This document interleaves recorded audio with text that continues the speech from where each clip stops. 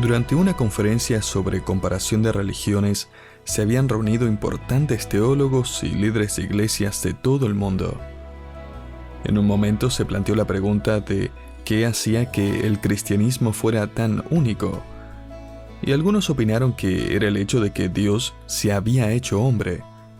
Sin embargo, otras religiones afirmaban que sus dioses aparecieron en forma humana también. Algunos sugirieron que la resurrección de entre los muertos era la característica única del cristianismo, pero luego otras religiones afirmaban ofrecer a las personas vida después de la muerte.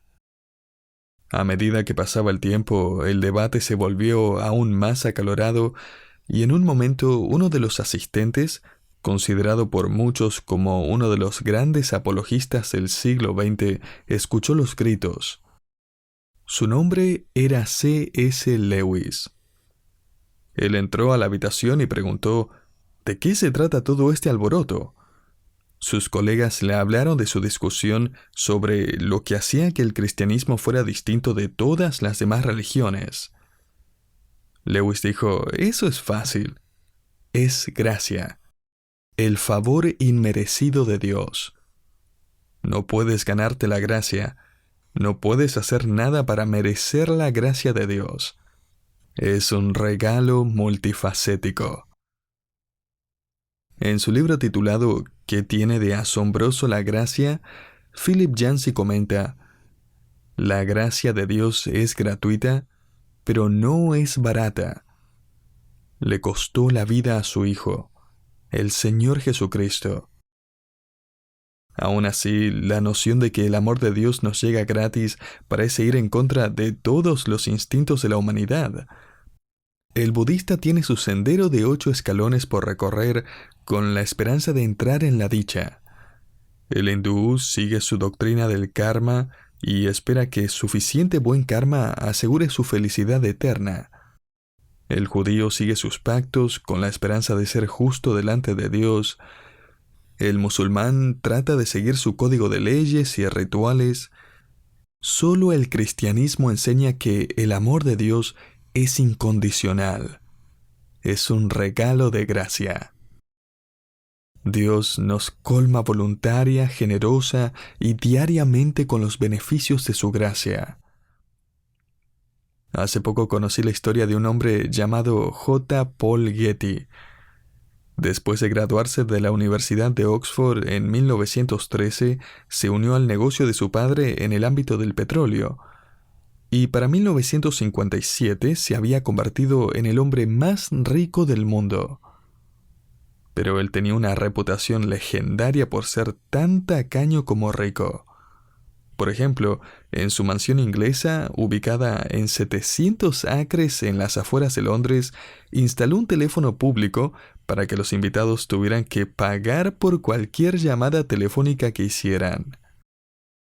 En 1973, cuando su nieto de 16 años fue secuestrado en Italia y retenido por un rescate de $17 millones, Getty se negó a pagar.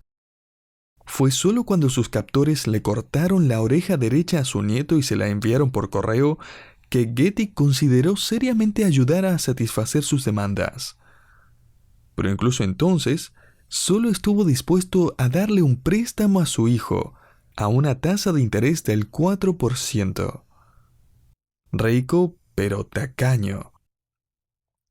El apóstol Pablo les escribió a los creyentes que vivían en Éfeso que Dios no es tacaño con las riquezas de su gracia. De hecho, Pablo escribió que Dios hace sobreabundar su gracia en nosotros. Efesios 1:8. Su gracia para con nosotros no es como un riachuelo, es como las cataratas del Niágara.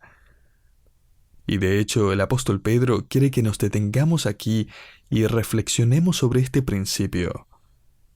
Y el principio es el siguiente. Dios opera en la vida del creyente por gracia. Le invito a abrir su Biblia en la primera carta de Pedro, en el capítulo 5, y continuemos estudiando el siguiente versículo en nuestra exposición a través de esta carta. Estamos en el versículo 10. Y quiero que note primero el título que Pedro le da a Dios. Un título que ningún otro autor usa en las Escrituras. Comenzando en el versículo 10, Pedro describe a Dios como el Dios de toda gracia. El apóstol Pablo describió a Dios como el Dios de toda consolación, 2 Corintios 1:3. Pero solo aquí encontramos este maravilloso título de Dios, el Dios de toda gracia. Lo que hace esto es enfatizar que Dios es la fuente y el dador, el dispensador de toda gracia. A la gracia la podemos definir como un favor inmerecido que se nos otorga en nuestra indignidad. El cristiano promedio sabe que es salvo por la gracia inmerecida de Dios, pero generalmente piensa que tiene que ganarse la sonrisa de Dios todos los días después de eso, que tiene que ser digno de más gracia. O sea, pasó 6 días seguidos sin saltarse el devocional ni gritarle a nadie, entonces tal vez Dios realmente me ame ahora. O mi entrada al cielo podría estar en juego si me equivoco demasiado. No, Dios opera en la vida del creyente sobre la base de su maravillosa gracia. Y me encanta la forma en que Pedro lo expresó aquí en este título único para Dios. Él no solo escribió que Dios es el Dios de la gracia. No, Él es el Dios de toda gracia. Es una gracia ilimitada. Hemos sido salvos por gracia. Podemos confesarle nuestros pecados a través de Cristo por gracia. Él nos da la fuerza para cada desafío por medio de su gracia. Pablo escribió, porque su gracia en verdad es suficiente. 2 Corintios 12:9. Las estrategias de Satanás no tendrán éxito porque la gracia de Dios no fallará. Y de hecho, Pedro continúa atando este cabo suelto para que nadie se pregunte si la gracia de Dios alguna vez se puede terminar en su vida. Note la siguiente frase: mas el Dios de toda gracia que nos llamó a su gloria eterna en Jesucristo. 1 Pedro 5:10. En otras palabras, la gracia de Dios va a sacarlo de la tierra y llevarlo a la gloria eterna. Es decir, el llamado de Dios para su vida no solo involucró el perdón de sus pecados, incluye llevarlo hasta el cielo. Y va a terminar en el cielo un día debido a la gracia inagotable, ilimitada e incesante de Dios. Piensa en esto. La gracia infinita de Dios le da el derecho a compartir su gloria eterna. Bueno, está bien, pero un momento. Si Dios es tan misericordioso con el creyente, ¿por qué el creyente no es inmune al sufrimiento? ¿Por qué Dios no construye un muro protector alrededor de la vida del cristiano y cuelga un letrero que dice "no molestar"? Por la misma razón que le da su entrenador en el gimnasio. Se pone unas zapatillas cómodas, ropa deportiva y luego se prepara para sufrir. Y él le dice, vamos, que lo que vale cuesta. Sin dolor no hay avance. Por cierto, ese es un principio espiritual fantástico también. Y es que, como verá, Dios no solo opera en la vida del creyente por gracia, sino que este es el segundo principio que Pedro quiere señalar. Dios desarrolla la vida del creyente a través del sufrimiento. Pedro quiere que tengamos la perspectiva correcta al respecto. Así que continuamos leyendo el versículo 10, que dice, después que hayáis padecido un poco de tiempo.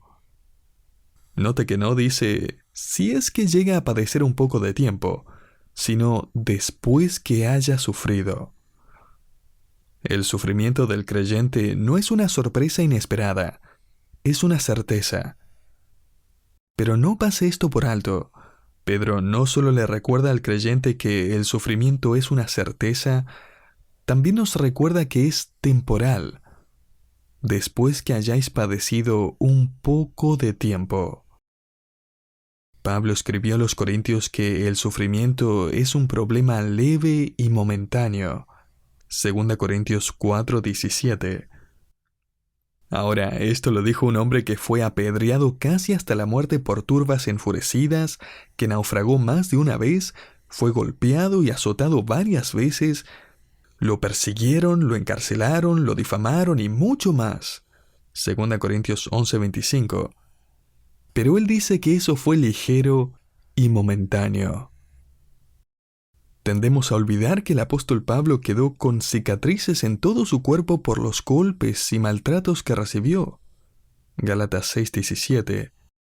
Si Pablo apareciera en su iglesia y se pusiera a predicar, usted se quedaría mirándolo por un buen rato, distraído por todas las cicatrices en su cuerpo. Y al notar que lo estamos mirando fijamente, nos diría con una sonrisa: ¿Oh, esto? Escuchen, esto es ligero y momentáneo. Pedro agrega aquí también: solo dura un poco de tiempo. Como verá, cuando Pablo y Pedro compararon su sufrimiento con la gloria eterna en la balanza de la vida, no había por dónde perderse. La gloria era pesada y el sufrimiento ligero. Pablo les escribía a los creyentes en Roma: pues tengo por cierto que las aflicciones del tiempo presente no son comparables con la gloria venidera que en nosotros ha de manifestarse. Romanos 8:18. La Biblia siempre nos lleva a pensar en el futuro, a tener una perspectiva celestial. Pero la pregunta permanece: ¿qué hacemos ahora? ¿Qué hay del hoy? Bueno, Pedro nos informa de algo que Dios está haciendo en nosotros aquí y ahora. Él nos dice que después de haber padecido un poco de tiempo, el mismo Dios de toda gracia nos perfeccionará, afirmará, fortalecerá y establecerá. A todo esto, el énfasis está en la frase Él mismo. O sea, Dios mismo es el que está directamente involucrado en perfeccionarle, afirmarle, fortalecerle y establecerle. Entonces, si alguna vez se pregunta si Dios está involucrado en su vida, y tendemos a preguntarnos eso cuando las pruebas llegan a nuestra vida, recuerde, Él mismo está involucrado. No porque sea digno, sino porque Él es el Dios de toda gracia. Y Él lo ama en Cristo. Por cierto, y no quiero aburrirlo con la gramática, pero es importante saber que estos 4 verbos no solo se aplican a nuestro futuro. Como si dijera: un día Dios lo fortalecerá, lo establecerá, etc., después de haber sufrido en la tierra. Pedro nos está diciendo que, si bien Dios completará este proceso en el futuro, Él lo va a equipar ahora mismo, incluso mientras está en medio del sufrimiento por un tiempo. Por eso voy a llamar a estos verbos 4 formas en que Dios provee sanación para corazones rotos. Fíjese en la primera palabra: Dios mismo os perfeccione. Al leer esta frase, desafortunadamente, lo primero que pensamos es en nuestras mentes y cuerpos perfeccionados y glorificados, y solo pensamos en el cielo. Pero esto es algo que Dios está haciendo ahora mismo en su vida. Esta palabra aparece 13 veces en el Nuevo Testamento y significa poner en orden, para ajustar o arreglar. Se usa en el capítulo 1 de Marcos para describir a los discípulos que reparaban sus redes de pesca. Era la palabra común para reparar un hueso roto. Querido oyente, ¿se está desmoronando su vida? ¿Está su corazón roto? El sufrimiento ha golpeado tanto su alma que se siente como si nadie le importara y Dios ciertamente no parece estar al tanto. ¿Y a todo esto no es el sufrimiento prueba de eso? Pedro le diría que el sufrimiento es en realidad prueba de que Él está involucrado. porque donde hay un corazón quebrantado, allí está el médico divino, remendando y cosiendo. Como una costurera que usa una aguja para dar paso al hilo, Dios usa el sufrimiento para dar paso al ajuste necesario de nuestras almas, mientras cose nuestros corazones rotos. ¿Por qué? ¿Porque ganamos los puntos suficientes para llamarle la atención a Dios? No, porque Él es el Dios de toda gracia y el sanador de los corazones quebrantados. Pero Pedro continúa escribiendo: Él mismo os perfeccione y afirme. El verbo afirmar significa hacer firme o sólido. Da la idea de perseverancia, firmeza. Esta es la palabra que Lucas usó para decir que el Señor afirmó su rostro para ir a Jerusalén. Lucas 9:51. La palabra griega asterizo nos da nuestra palabra transliterada esteroides, que aumentan la fuerza muscular y la resistencia, así como también combaten enfermedades cuando se usan adecuadamente. Pedro nos dice que en realidad se ha inscrito en un programa de físico-culturismo espiritual. Y el gimnasio se llama sufrimiento. Y su entrenador personal es el mismo Dios. Y Pedro nos está diciendo que, en lugar de destruirnos, el sufrimiento pone nuestro carácter espiritual en esteroides. Y Dios nos da las fuerzas y el carácter firme que necesitamos. El mundo, nuestra propia carne y el diablo no quieren nada más que derribarnos, pero Dios tiene la intención de usar ese mismo sufrimiento para edificarnos. El tercer verbo destaca otro principio, y es este: Dios lo pone de pie cuando las pruebas intentan derribarlo. Pedro escribe: Dios mismo os perfeccione, repare, afirme, edifique y fortalezca. La palabra traducida fortalezca es una palabra que significa colocar sobre un fundamento firme, ponerlo en tierra firme, anclar su vida mientras los vientos de la aflicción soplan en contra suyo. Y cuando sucumbe a los vientos de la adversidad y cae, Dios ve donde usted ha caído. Él sabe de su espíritu abatido. Él ve sus lágrimas. Él conoce su debilidad. Él sabe, porque Él es el Dios de toda gracia. E incluso ahora, aunque es posible que no sienta que lo están ayudando a ponerse de pie una vez más, y no parezca que vaya de camino a algún lado positivo, escuche, aquí se encuentra ahora mismo. Está leyendo una porción de la Escritura, y no es una coincidencia que Dios haya traído este versículo a su vida en este mismo día. Este sermón de Pedro es solo una forma más en el que el Dios de toda gracia, el sanador de los corazones rotos, le está diciendo que Él está involucrado en su vida. Él incluso planeó esta hora para usted.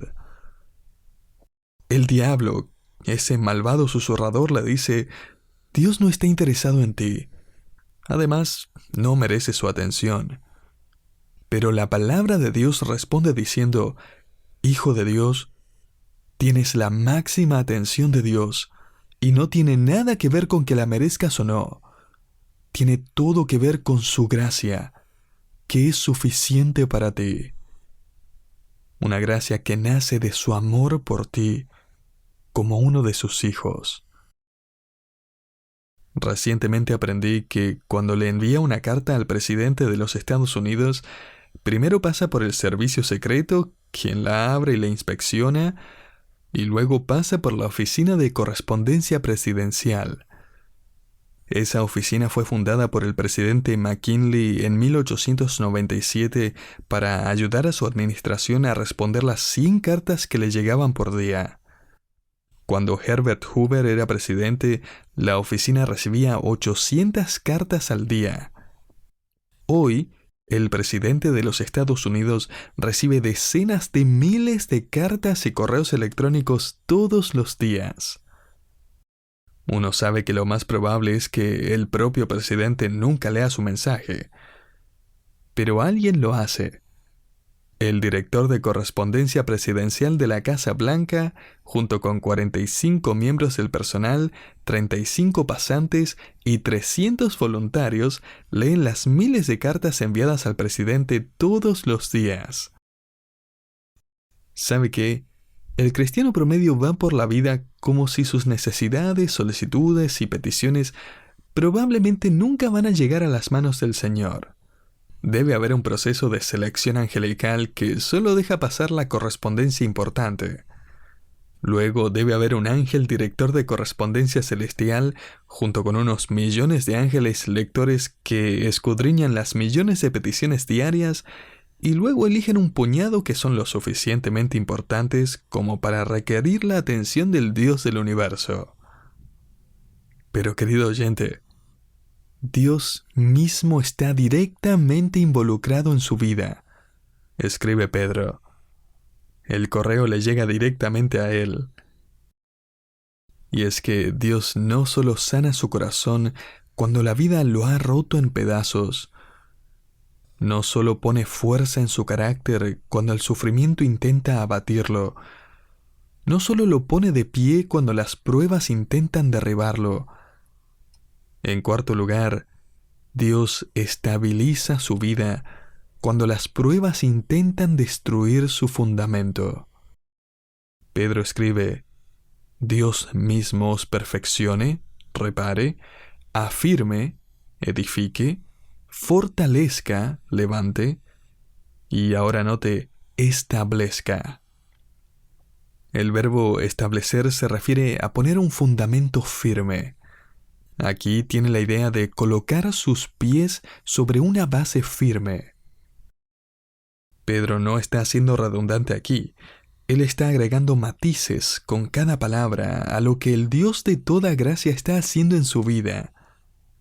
Y no solo cuando llega al cielo, sino aquí y ahora, en el planeta Tierra. Puede parecer que los cimientos debajo suyo se han estado derrumbando o cambiando o temblando como un edificio en un terremoto. Pero Dios mismo promete darle el apoyo que usted necesita. ¿Sabe qué? El sufrimiento tiene una forma de sacar los cimientos falsos e inestables de debajo de nosotros. Descubrimos que eran bases de cartón. Y el sufrimiento nos muestra lo que verdaderamente son. Y adivine lo que descubrimos. Descubrimos lo que verdaderamente importa. Descubrimos que debajo nuestro están los fuertes brazos del Señor. Él es el cimiento de nuestras vidas. Él es mi roca. No seré conmovido. Salmo 62. Pero Él no es una roca inerte e impersonal. Él es nuestro amado Dios personal e involucrado, quien está constantemente ajustando, reparando, escuchando, sanando nuestros corazones rotos. Entonces, ¿cómo respondemos ante este Dios de toda gracia? De la misma manera que Pedro, empiece a adorarle.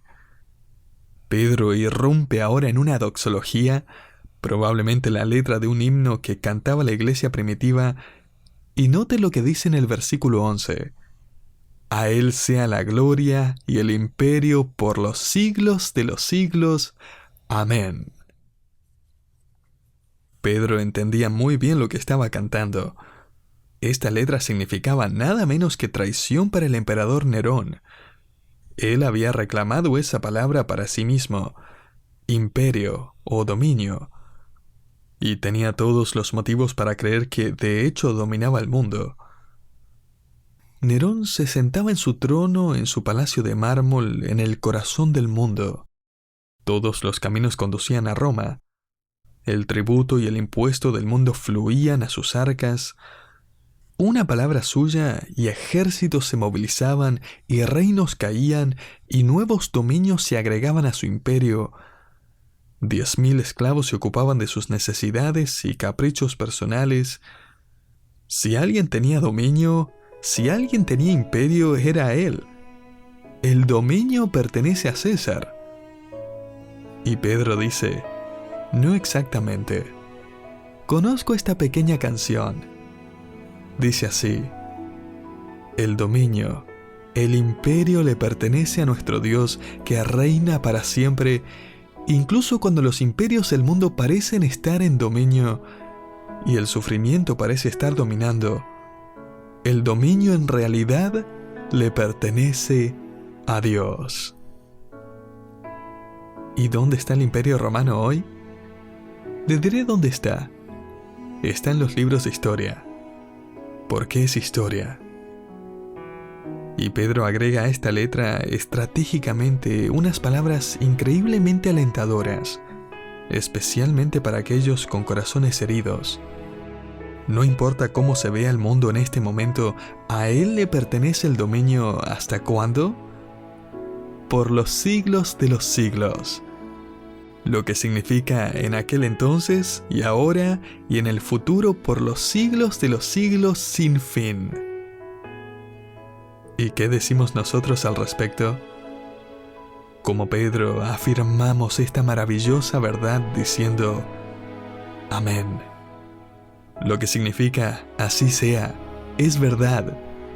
A nuestro Dios pertenece la gloria y el imperio por los siglos de los siglos. Amén.